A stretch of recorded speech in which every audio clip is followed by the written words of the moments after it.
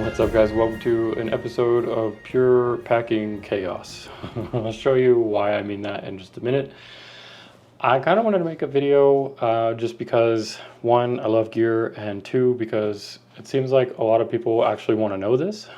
So I'm going to go over everything that I'm packing and how, and some travel tips and all that stuff for almost 2 weeks in Scotland for wildlife and landscape photography. And I'm going to show you hopefully maybe some tips and tricks that you maybe didn't know about, or just maybe just give you some good ideas about things from someone who travels a lot.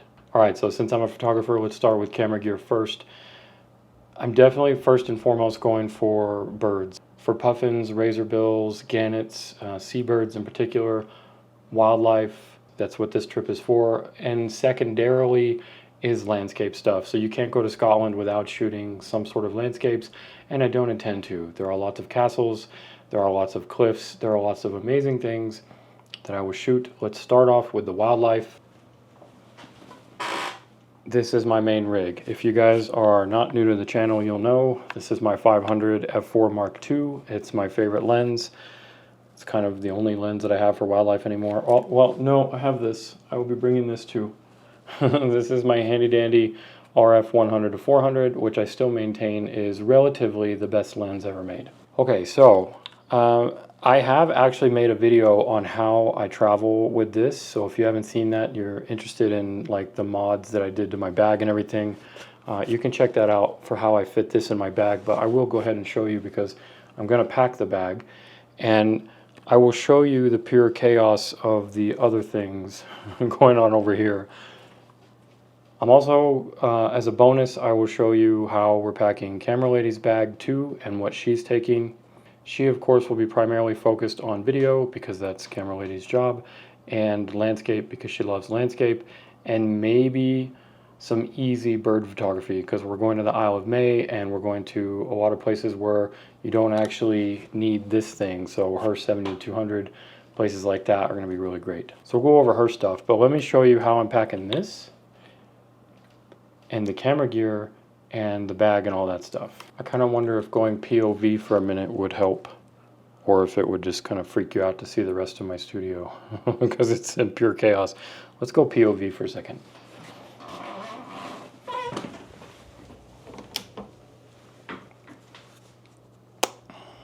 Okay, so let's grab this guy. Okay, so here's the inside of my Shimoda Explorer 35 V2. Here's a strap sticking out there. That's my Peak design. So we're going to take this guy and we're just going to insert it just like that. Okay, next we're going to take R5 like so, and then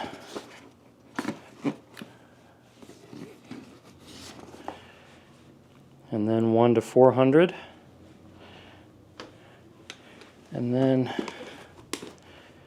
16 to 35. All right, actually I lied. I'm gonna switch this out. Okay, so in here we have my drone, which is the Mini 3 Pro.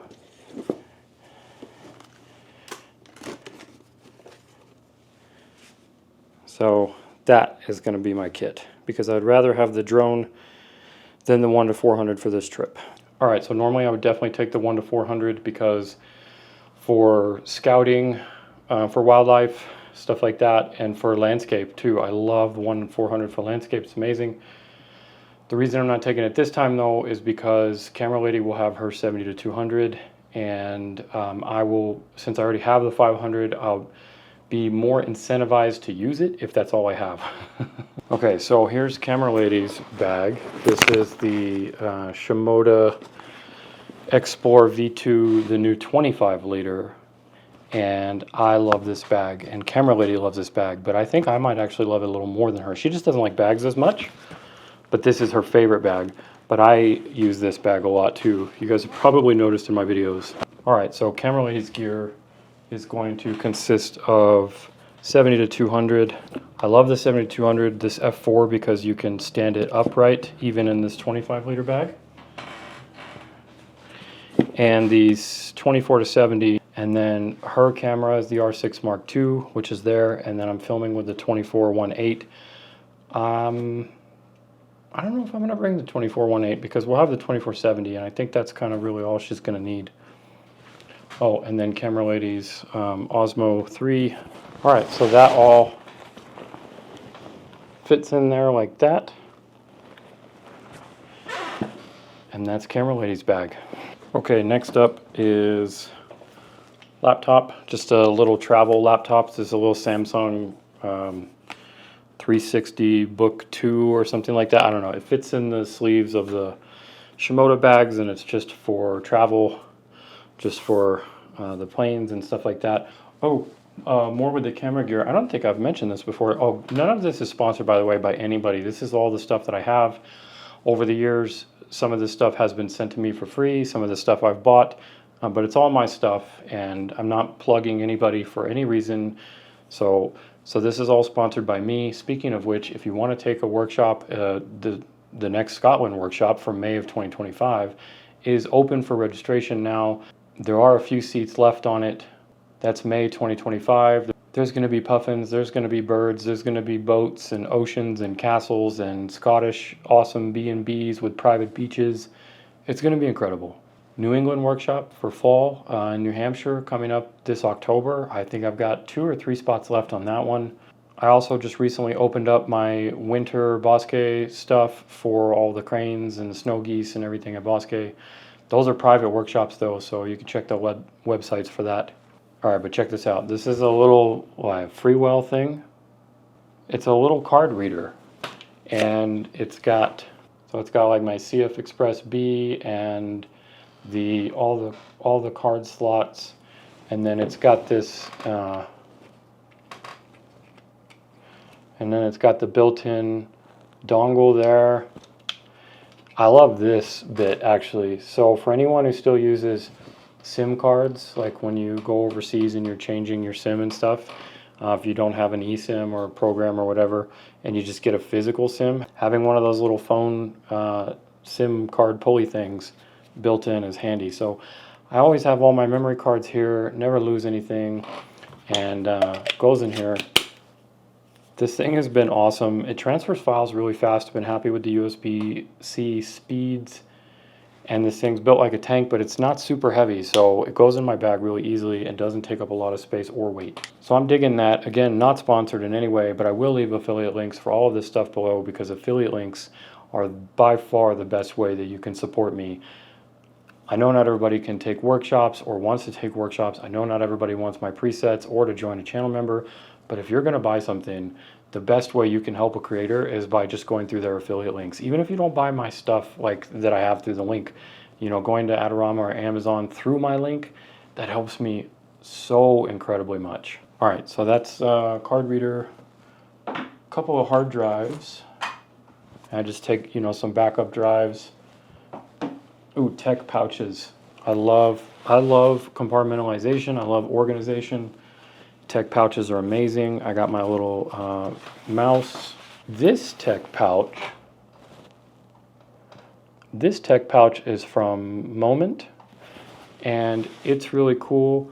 It has this like segregated bit here that has like a black zipper here and a red zipper here, and that's for like dead batteries. So you can put red is dead, you can slip it under, it's 2 different compartments.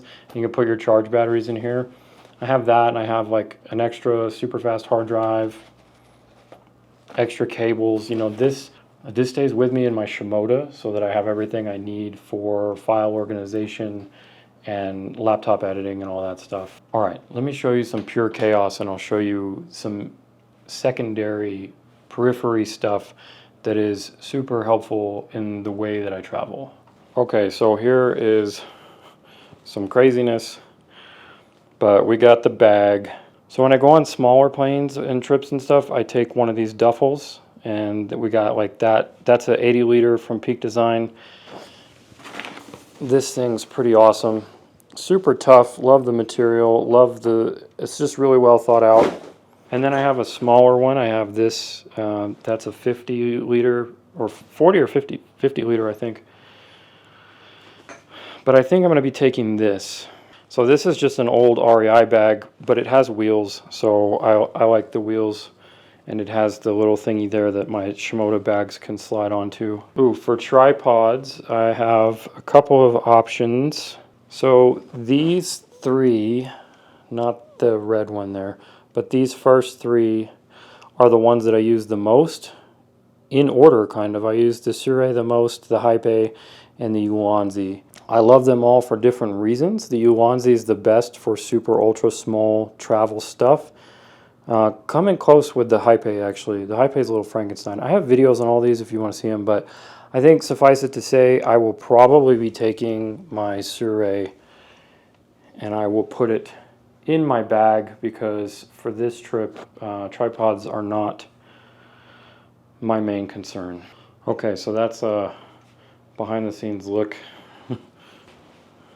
Okay, so in the bag, this is where my compartmentalization, OCD, maybe like leftover military habits come in, but I have compartments for everything. So like these are my little Peak Design packing cubes, and these are my favorite packing cubes by far. So for the clothes, they can expand and they can get bigger.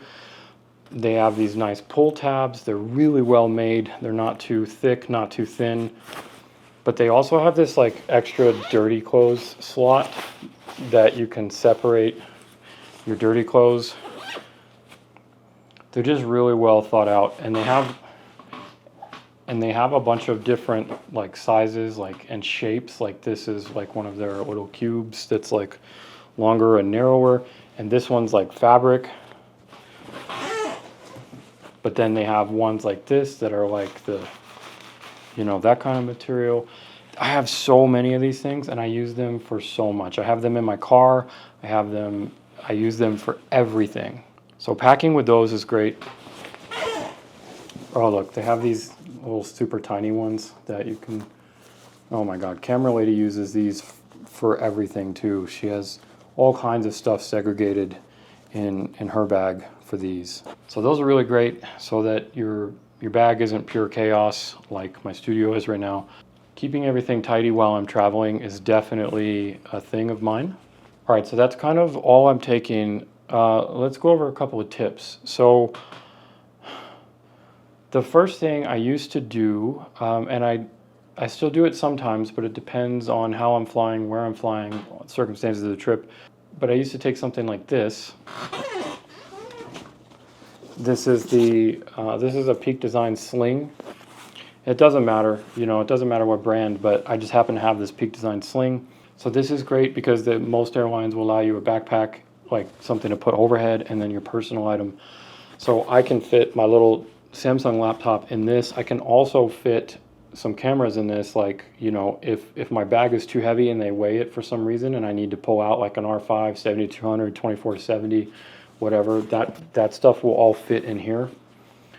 And then if I just wanted like, you know, snacks or whatever, like this is great accessory to have to your backpack.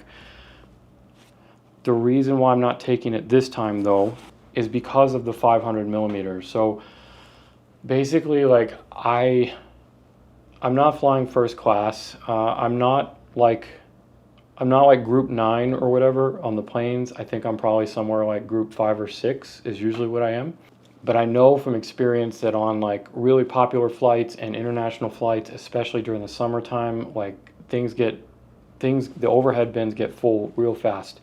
And in order to minimize the risk of me having to check this bag with the 500 in it, the thing that I learned recently is that the 500 will fit in that 35 the way that I modified it, the 35 liter, and that Shimoda 35 V2 will fit under the seat in all of the international flights and all the domestic flights that I've done. So that just gives me a massive peace of mind knowing that like not only like having a 35 liter bag with a 500 millimeter f4 in it, like nobody's going to assume you have something that big and that expensive in that bag. Well, hopefully not. And I really appreciate that. I don't think it's as obvious. The bag doesn't stick out, especially since I'm not putting my tripod on it either. I have flown I have flown with my Shimoda 50 liter many times, and that's a much bigger bag, and it fits. And I've flown with it with skateboards attached, with tripods attached, with the pack, you know, stuffed out and everything. That's a big bag, and that's always fit in the overhead bins. But this time I want to go a little more stealth and really narrowing it down.